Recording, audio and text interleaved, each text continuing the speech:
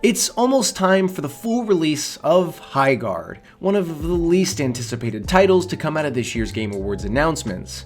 That's not because Highguard looks like a bad game, but because it represents a genre many players are simply tired of: the hero shooter. As a result, the game has already earned the joking nickname Concord 2, with plenty of players predicting it'll launch to the same kind of whimper.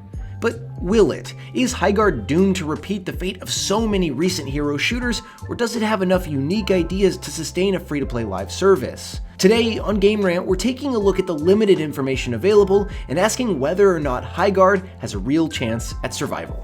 Let's start off by talking about the game itself, which is oddly one of the most confusing aspects surrounding it.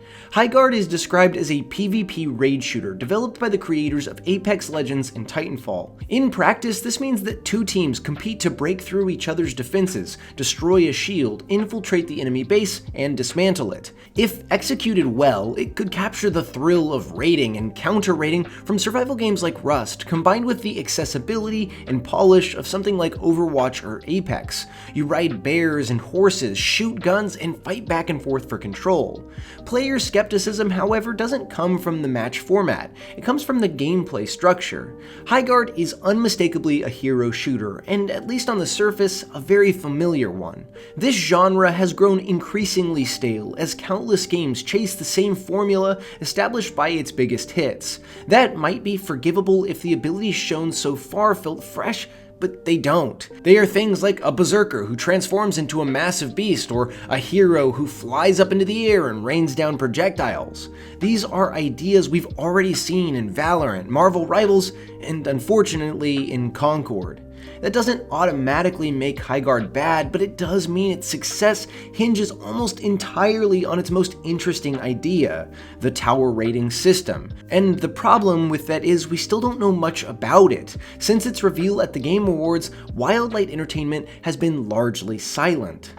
That brings us to Highguard's biggest flaw so far: its marketing. The game's Game Award reveal has become infamous, largely because it occupied the coveted one last thing slot.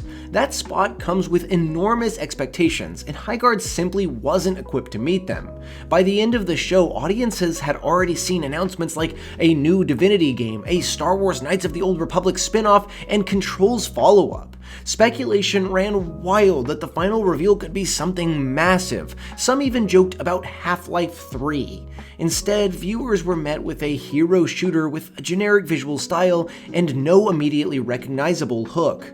Again, not a bad-looking game, but one that completely misaligned with the moment it was given. What makes this even worse is that according to Forbes' Paul Tassi, Wildlight Entertainment didn't even pay for that placement. That means the decision likely came from Jeff Keighley himself, who may have seen parallels to Apex Legends and wanted a near-term release to keep momentum going. If so, it was a massive miscalculation, one that has seriously hurt Highguard's marketing cycle. And rather than course correct, Wildlight has just gone quiet, reinforcing the idea that the game doesn't have much new to say. This silence has only fueled the Concord 2 narrative, especially given how similarly poor marketing contributed to Concord's downfall. All of this may sound doom and gloom, and that's mostly because it is. But Highguard isn't without hope.